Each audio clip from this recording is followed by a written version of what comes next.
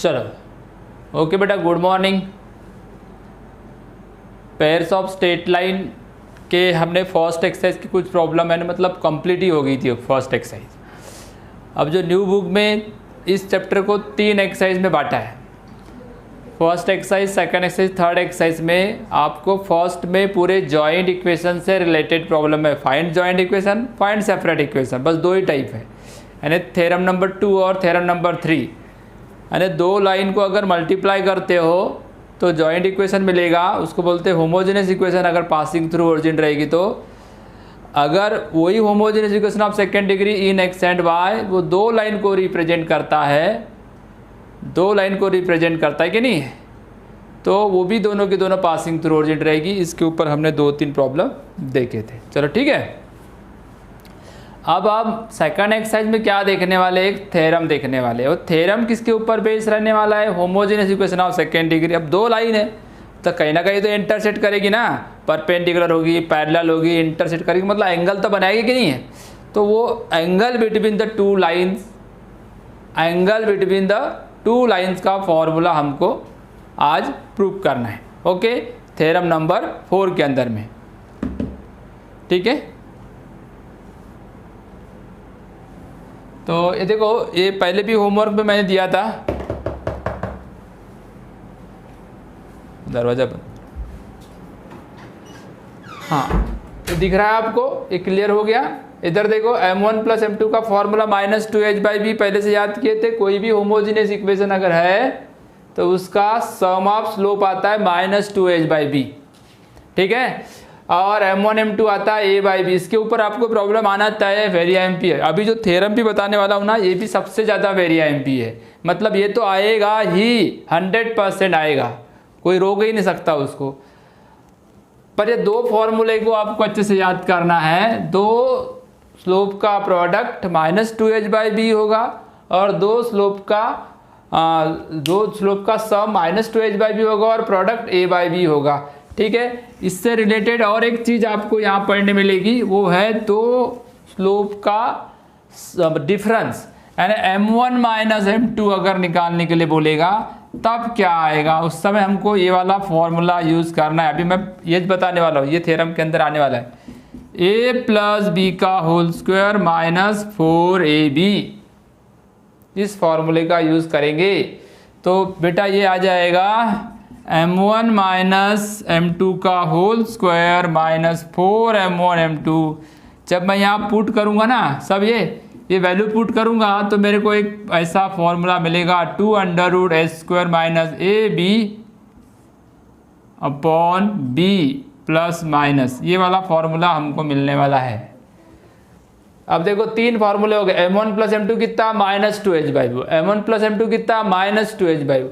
m1 m2 कितना, a/b। m1 m2 कितना, a/b। और m1 - m2 कितना आ गया, +-2√h² - ab/b। तो ये 3 फॉर्मूले से हमको अभी थ्योरम प्रूव करना है, ठीक है। इसमें आपको कंसेप्ट क्लियर होना चाहिए, ये लाइनों से रिलेटेड, स्ट्रेट लाइन से रिलेटेड चैप्टर है, ठीक है। तो अभी जो थ्योरम बता रहा हूँ ये सबसे वेरी एमपी है। ये आपको 3 या 4 मार्क्स के लिए बोर्ड एग्जाम में आता ही है, आएगा ही। तो इसको कैसे देखो, किस तरीके से हम हैंडल करते हैं, इस थ्योरम को समझते हैं, वो देखते हैं। तो इस थ्योरम की कंडीशन क्या है, पहली इस थ्योरम में क्या बोला है, इस थ्योरम में बोला है, यानी थ्योरम नंबर 4, थ्योरम नंबर 4, ठीक है। तो थ्योरम नंबर 4 में क्या आएगा, सबसे वेरी एमपी, सबसे ज़्यादा पूछने वाला थ्योरम है, ये आएगा ही। VQ लिख दिया, मतलब very very very IMP। Okay done. कितने मार्क का, 3 या 4 मार्क्स के लिए आता है, आएगा ही, समझ के चलिए। अब ये कैसा रहेगा, prove that the acute angle between the line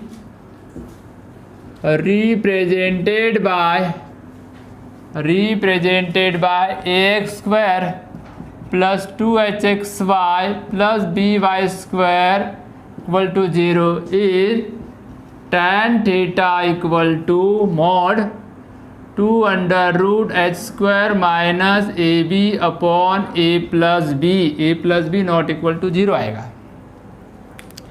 मतलब क्या प्रूव करना है? tan थीटा इक्वल टू, ये प्रूव करना है आपको, mod 2√h² minus AB upon a plus B, ये प्रूव करना है। ठीक है, क्लियर हो गया?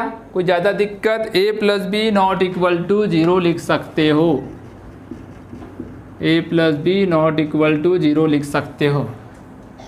अब प्रूफ करेंगे कैसे? देखो, इसको दो पार्ट बना देते हैं प्रूफ के। पहले पार्ट में क्या क्या चीज़ें लगने वाली वो देखते हैं। अब ये होमोजीनियस इक्वेशन है। देखो थ्योरम क्या बोलता है, सबसे पहली बात तो थ्योरम आना तय है तुमको। थ्योरम में कोई दिक्कत नहीं, थ्योरम तुमको बोर्ड एग्जाम में कंपलसरी समझ के चलिए, आप इसको याद कर लेना। याद नहीं, अपने आप याद हो जाएगा, मैं खुद ही आपको समझा देता हूँ क्या क्या चीज़ें करने वाले हैं यहाँ पे। सबसे पहले कंसीडर करने वाले हैं ये दो स्लोप m1 एंड m2। ये सब कुछ खेल इसी पे शुरू है, स्लोप पे। क्या ये m1 and m2 are two slopes of line represented by, किसको रिप्रेजेंट करते हो? x² plus 2hxy plus by² equal to 0, इसको रिप्रेजेंट करते हैं क्योंकि इसके अंदर दो लाइनें हैं। दो लाइनें हैं तो फिर दो स्लोप होंगे, बराबर है। तो हमने तीन बातें यहाँ पे ध्यान देने लायक है अभी। वो है पहली बात कि अगर वो स्लोप है तो दोनों का स्लोप कितना होगा? -2h/b। एक फॉर्मूला हमने याद किए थे, -2h/b, यानी दो स्लोप का सम। दूसरा फॉर्मूला क्या था बेटा? m1.m2, ये था a/b, ये था a/b। क्लियर आ रहा है सभी को समझ में? m1 प्लस m2 कितना है? -2h/b। m1 m2 कितना है? a/b, है ना। अब तीसरी चीज़ जो निकालने वाले हैं, ये तो आपको दी हुई थी। अब मैं इसको फाइंड करूँगा। क्या था? अभी बताया था मैंने शुरुआत में, m1 माइनस m2। अब m1 माइनस m2 कैसे निकलता है वो देखते हैं। एक मिनट, आवाज़ बराबर आ रही कि चेक कर लेते हैं।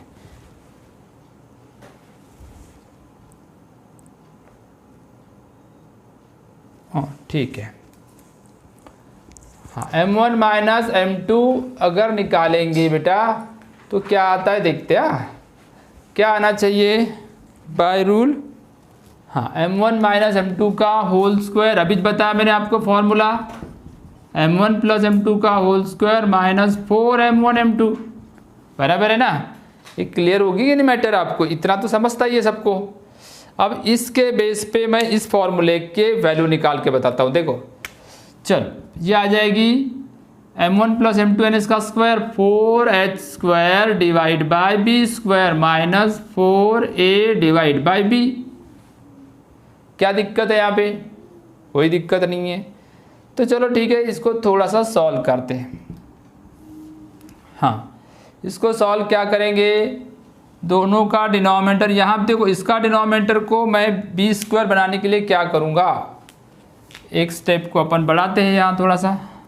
हाँ, इसका ये b² था, ये 4h² हो गया, माइनस ये देखो b आ रहा है ना, यहाँ पहले से b था तो इसको b² करूँगा तो b से मल्टीप्लाई ऊपर भी करना पड़ेगा। ये भी b², ये भी b²। तो बेटा डिनोमिनेटर सेम हो जाता है ना, तो एक बार लिखा जाता है ना। इधर देखो आ रहा है क्या उसमें बराबर? ये दिख रहा है क्या? पूरा दिख रहा है। b² आ गया।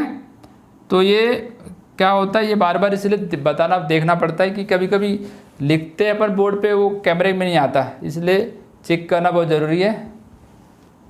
हाँ, क्या होगा? h² minus ab। आप लोग कुछ भी फीडबैक नहीं देते बेटा, आप बताना ज़रूरी है कि ये जो आपने जो पढ़ रहे हो ये अच्छा लग रहा है, नहीं लग रहा है। मेरे पर्सनल व्हाट्सएप पे आप कमेंट करो कि वीडियो क्वालिटी अच्छी है, कि साउंड अच्छा है, कि मैं अच्छा हूँ, क्या ये थ्योरम अच्छा है, कि क्या अच्छा है वो तो बता दो कम से कम।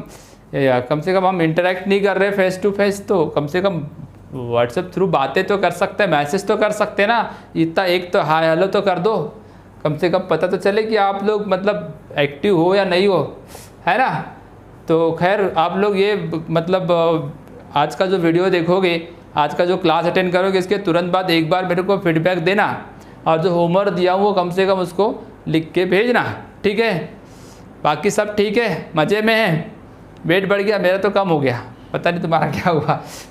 खैर ठीक है, आप जो भी हो घर पे हो तो सुरक्षित हो, है ना। पर घर में भी क्या ज़रूरत है, ज़्यादा घर में भी रहना, कभी कभी घर वालों के साथ पंगा हो जाता है, तो वैसा मत कर देना। आप पढ़ाई में व्यस्त रहोगे तो पंगा होने के चांस ही नहीं। खैर जो भी है, अपन काम की बात पे आ जाते हैं। ये दो बातें याद करना, m1 + m2 m1.m2, ये याद करने के बाद बेटा, ये याद करने के बाद ये वाला फॉर्मूला बचपन से पढ़ते आ रहे हो, बचपन से मतलब 7th क्लास से, है ना। तो इस फॉर्मूले को मैंने सॉल्व करते करते यहाँ तक पहुँचा दिया, बराबर है। अब मेरे को क्या रिक्वायरमेंट है, देखो मेरी रिक्वायरमेंट है, मेरे को चाहिए m1 - m2। अब ये स्क्वायर है, इधर स्क्वायर रूट लगा दूंगा, m1 - m2 = ±2 √h² - ab/b। देखो ये स्क्वायर रूट के अंदर चले जाएगा, तो क्या लिया अपन ने, क्या किए, taking square root both side, square root ले लिया। अब ये बात तो आपकी मतलब लगभग क्लियर हो गई। अब देखो, अब हम लिखते हैं थीटा बी द कौन सा एंगल है, एक्यूट एंगल है, 90 से छोटा है, between two lines represented this equation. तो फॉर्मूला क्या था, ये आपने पढ़े होंगे। चलो tan थीटा का फॉर्मूला था, यहाँ लिख देते अपन, m1 - m2 / 1 + m1 m2। ये फॉर्मूला था 11th क्लास में, angle between two lines having slope m1 and m2, है ना। m1 m2 के फॉर्म में आपने tan थीटा का फॉर्मूला लिखे, और m1 - m2 तो निकाल के दिए हो ना बेटा आपने। ये देखो मॉड में तो पॉजिटिव लेना, 2 √h² - ab/b divide by 1 + a/b, m1 m2 a/b है ना। हाँ तो चलो मैंने इसको लिख दिया, इसको पूरा रेड से ही कर देता हूँ, 1 + a/b। थोड़ा सा क्रॉस मल्टीप्लाई कर लो, यानी क्या आएगा, 2 √h² - ab/b divide by a divide by b।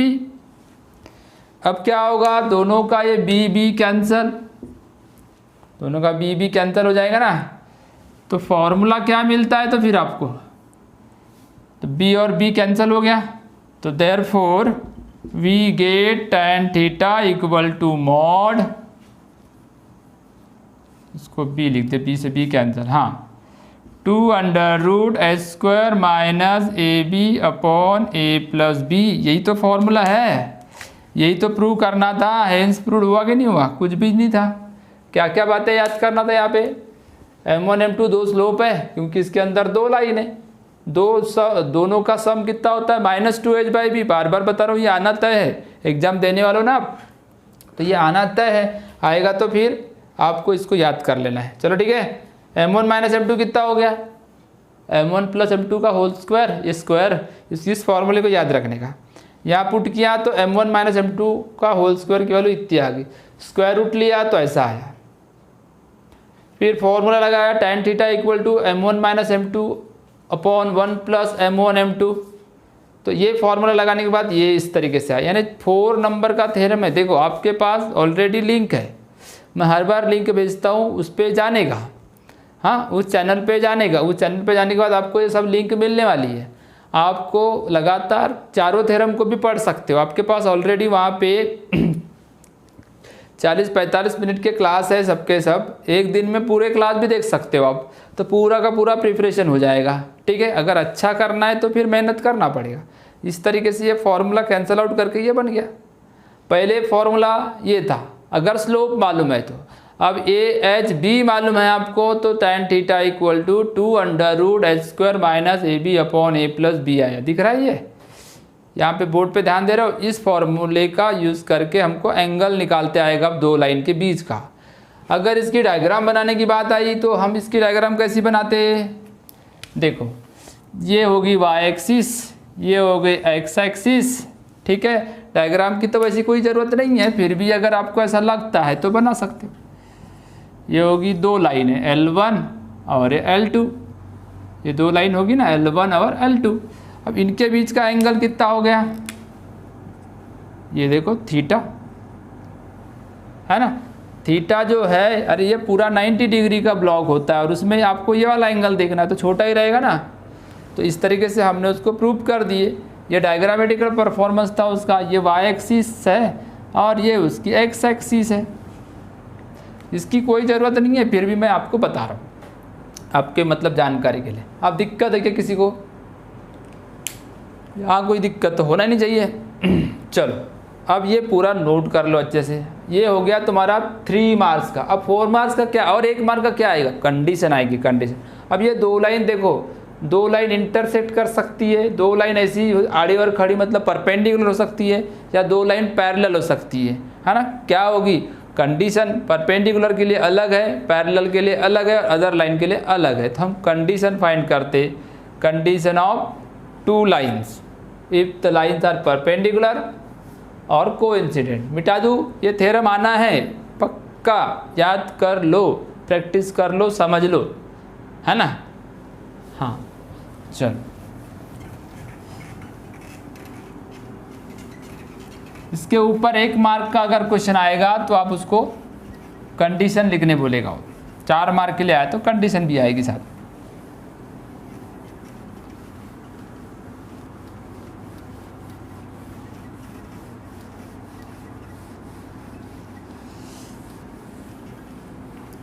तो कंडीशन में क्या लिखोगे, कंडीशंस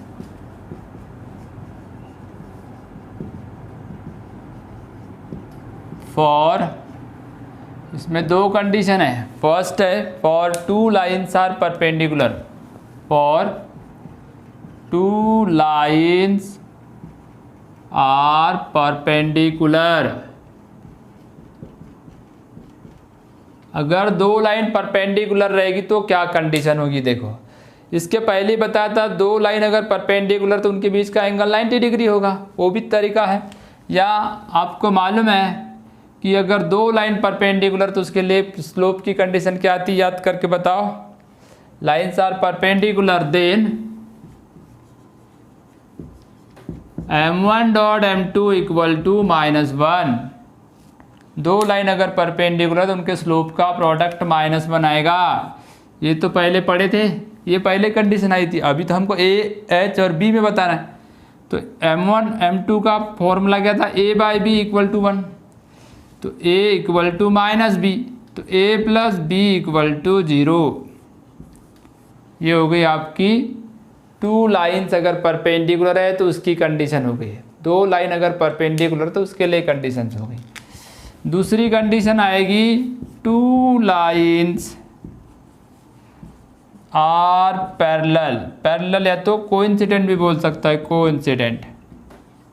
अगर ओवरलैप होती है एक दूसरे के ऊपर, कोइंसिडेंट होती है एक के ऊपर, तब आपको फॉर्मूला क्या लगेगा, m1 इक्वल टू m2। ये स्लोप इक्वल माना जाते हैं, स्लोप क्या होते हैं, इक्वल।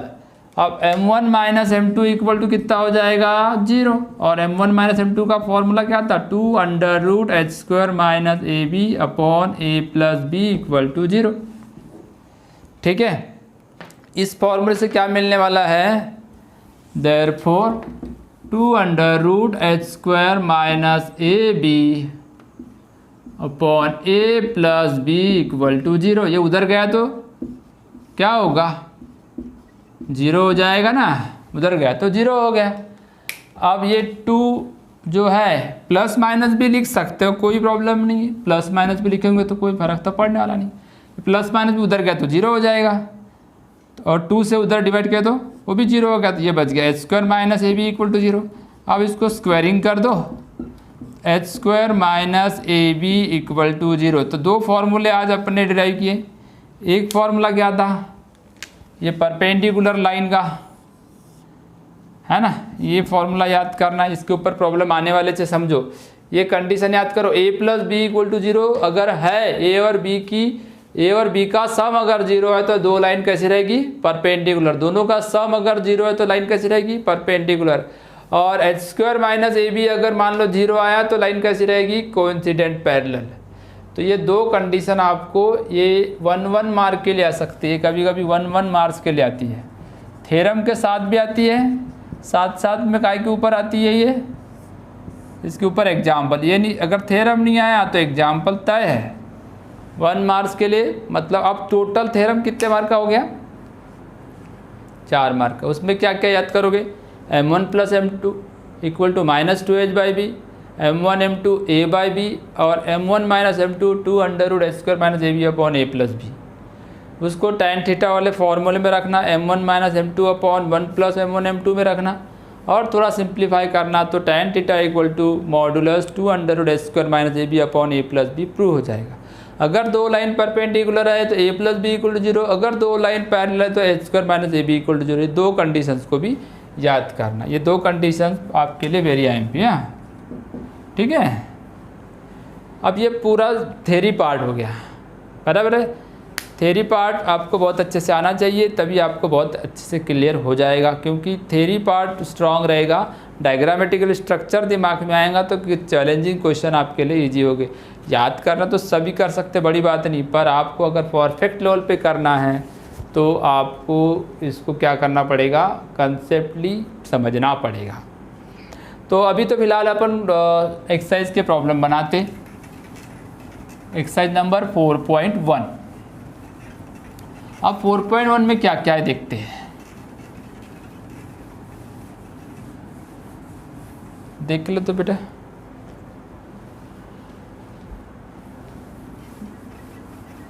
सभी ठीक चल रहा है, हाँ ओके, चलो रहने दो। हाँ अभी चलेगी अपन एक्सरसाइज के प्रॉब्लम बनाने की बात कर रहे थे ना। एक्सरसाइज नंबर क्या बोले, exercise number 4.2 and second number की 4.2। हाँ सेकेंड नंबर की एक्सरसाइज बोलेंगे तो चलेगा। इसका देखो क्वेश्चन, देखो क्या, नई बुक में 3 एक्सरसाइज, पुरानी बुक में 2 एक्सरसाइज थी। पुरानी और नई में बहुत ज़्यादा डिफरेंस तो नहीं है, पर कुछ प्रॉब्लम अलग है, जैसे कि अभी कुछ प्रॉब्लम आपको नए दिखेंगे। तो फर्स्ट प्रॉब्लम क्या है, so that the lines, question number 1, so that करना है थ्योरम का यूज़ करते हुए, so that ST the lines represented by 3x square minus 4xy minus 3y square equal to 0 are perpendicular to each other, perpendicular to each other. बड़ा simple सा काम है, देखो हम इसको किस तरीके से हैंडल करते हैं, बहुत ही सिंपल है। सबसे पहले आप गिवन जो दिया हुआ है होमोजेनियस इक्वेशन, गिवन क्या है, given equation 3x square minus 4xy minus 3y square equal to 0, इसको लिख दिया, ठीक है, क्लियर हो गया। y स्क्वायर है ये। अब आप इसको कंपेयर करो, compare with ax square plus 2hxy plus by square equal to 0, है ना। अब देखो a की वैल्यू है, ये b की 2h की वैल्यू है और ये b की वैल्यू है, तो यहाँ से आपको क्या मिलेगा, a की वैल्यू 3, 2h की वैल्यू -4 और b की वैल्यू -3, ठीक है। इतनी चीज़ें मिल गई आपको। सो दैट करना क्या है, लाइन्स आर परपेंडिकुलर। अब मैं क्या करता हूँ, देखो 2 lines are perpendicular if A plus B equal to 0, अगर ए प्लस बी की वैल्यू 0 आती होगी तो समझ लेना कि वो दो लाइन परपेंडिकुलर है।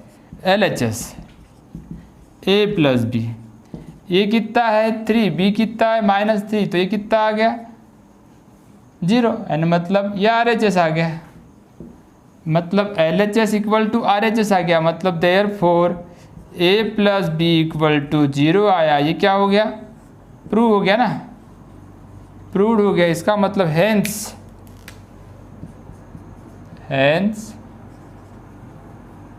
Given equation represents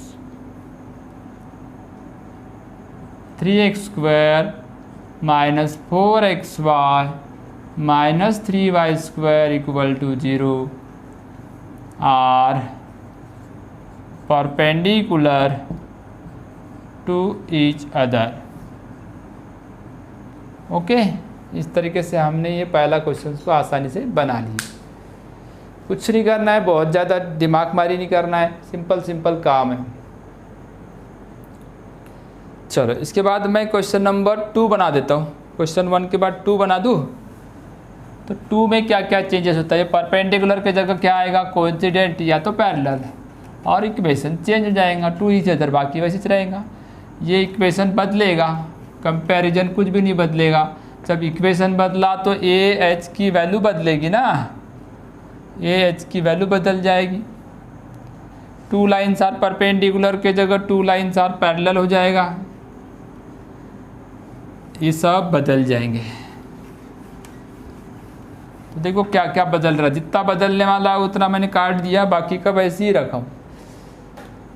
so that the lines represented by x² + 6y, x² + 6xy + 9y²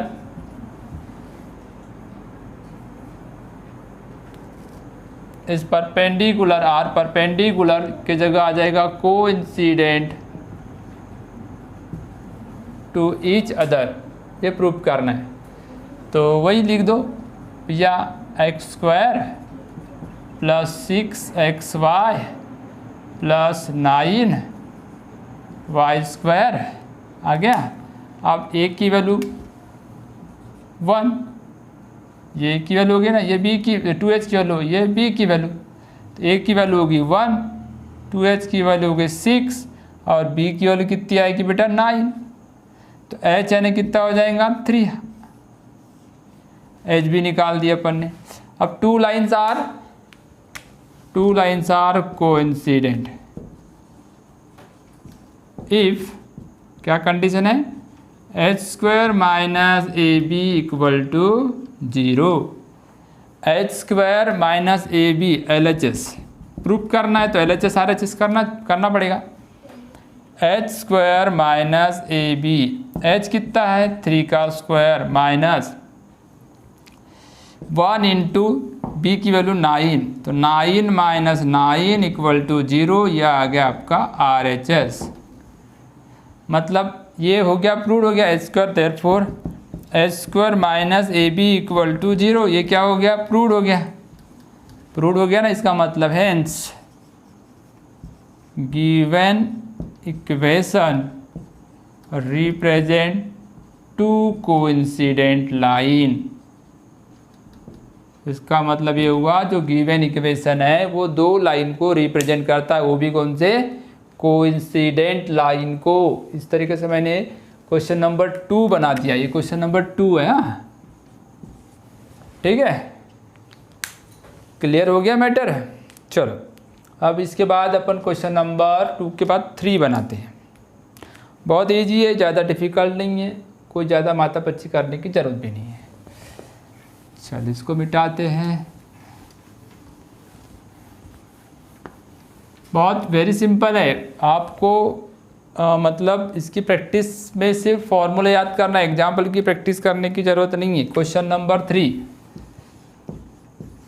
find कि if the lines represented by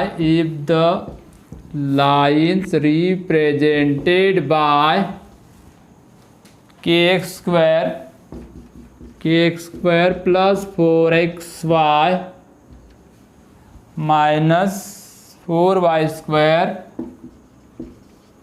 equal to 0 are perpendicular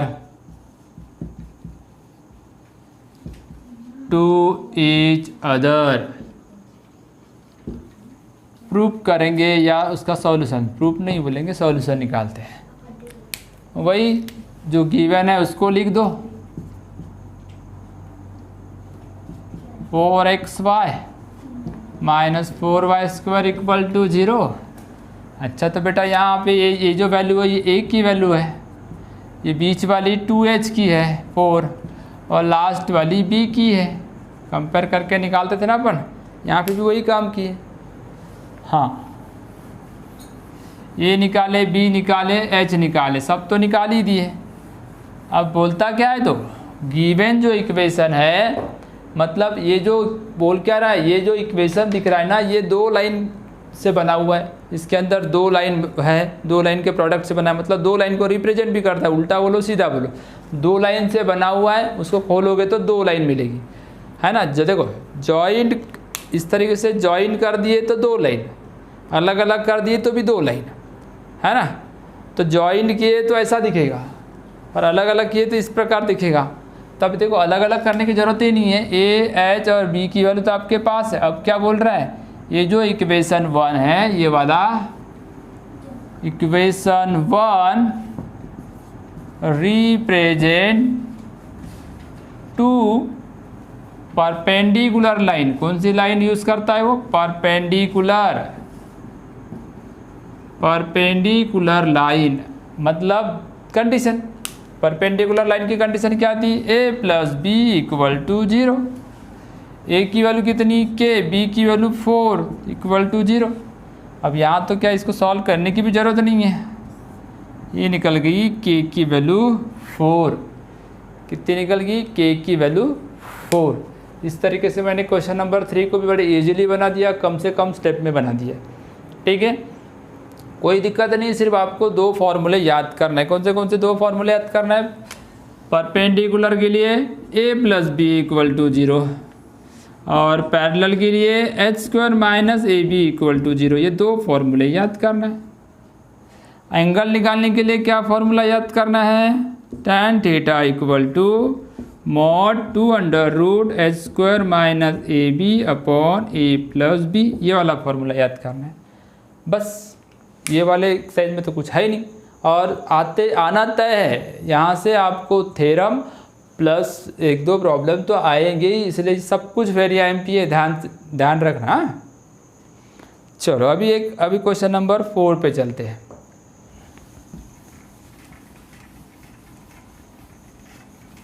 जितनी ज़्यादा प्रैक्टिस करोगे उतना ज़्यादा बेनिफिट मिलेगा। इसलिए आप क्या कर रहे हो, कैसी चल रही प्रैक्टिस, कर रहे हो कि नहीं कर रहे हो, क्या प्रॉब्लम जा रही है, ऑनलाइन ऑफलाइन में क्या अच्छा लगा, है ना, मेरी टीचिंग आपको पसंद आ रही कि नहीं आ रही है, ये बातें आपने मेरे से करना बहुत ज़रूरी, तभी बहुत मेरे को अच्छा लगेगा।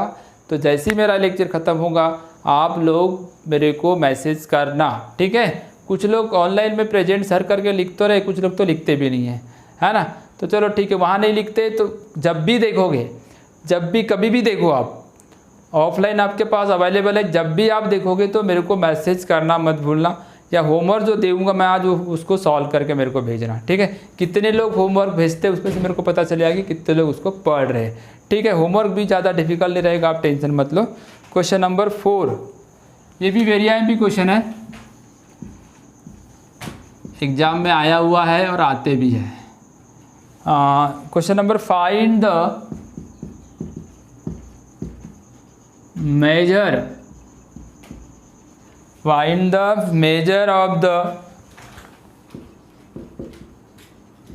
of the acute angle between the lines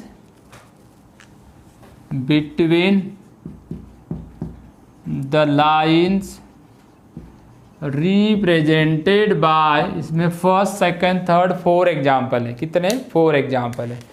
तो मैं अभी आपको कितने दे रहा हूँ, अभी तो एक बना दे रहा हूँ। तो फर्स्ट में लिखा हुआ है 3x² माइनस 4√3xy, फिर y² वाली टर्म क्या दिया है plus 3y² equal to 0।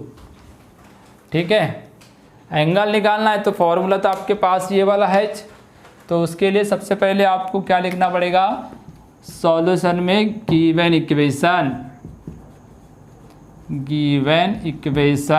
Equation क्या है 3x² minus 4√3xy plus 3y² equal to 0। Compare करो,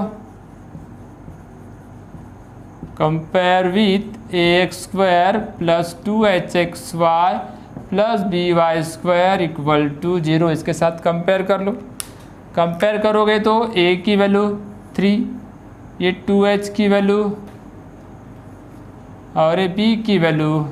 इस तरीके से मेरे को a मिल गया 3, 2h मिल गया माइनस 4√3 और b मिल गया 3। a, h और b तो मैंने बड़े आसानी से निकाल ही दिया।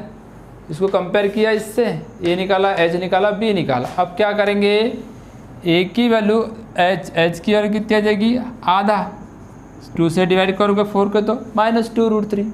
ठीक है, अब जब एंगल h निकालना है बेटा तो ये चीज़ें निकालना पड़ेगा ना, h² minus ab equal to 0।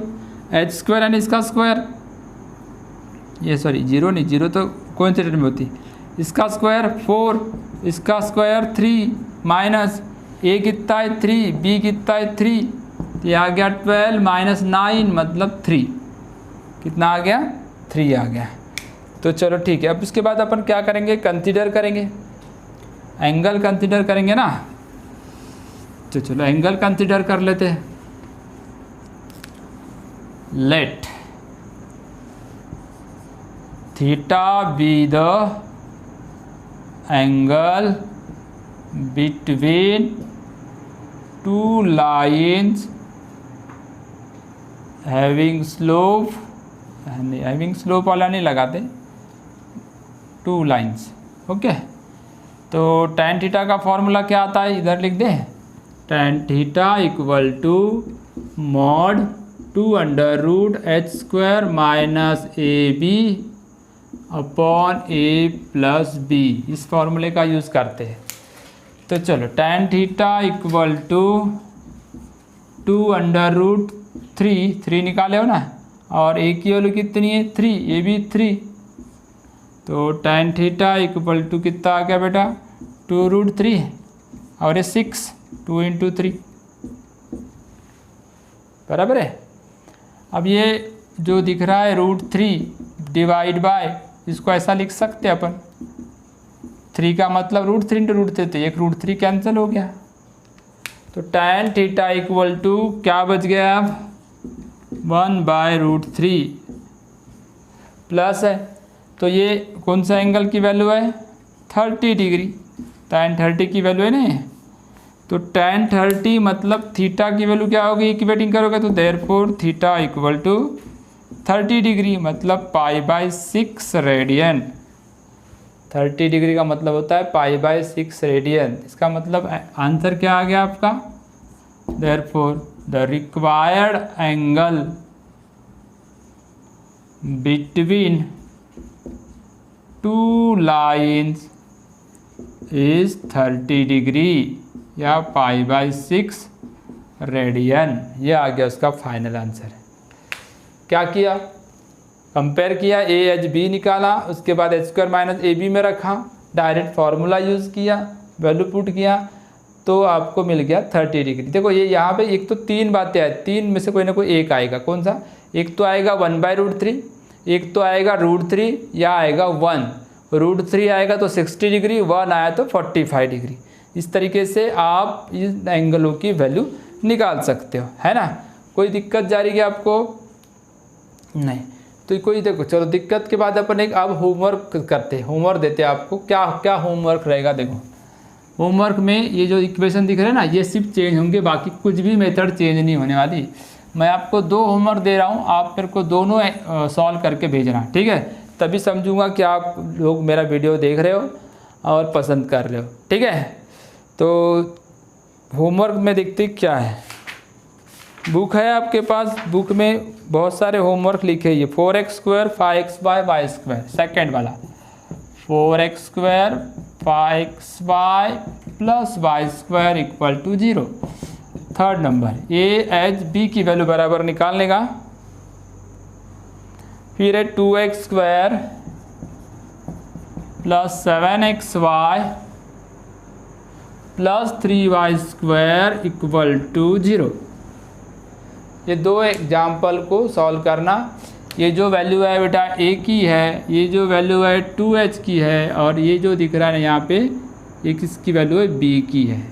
ऐसा ए की, 2h की और ये बी की, और ये दोनों को कहाँ रखोगे, इस फॉर्मूले में रख देना।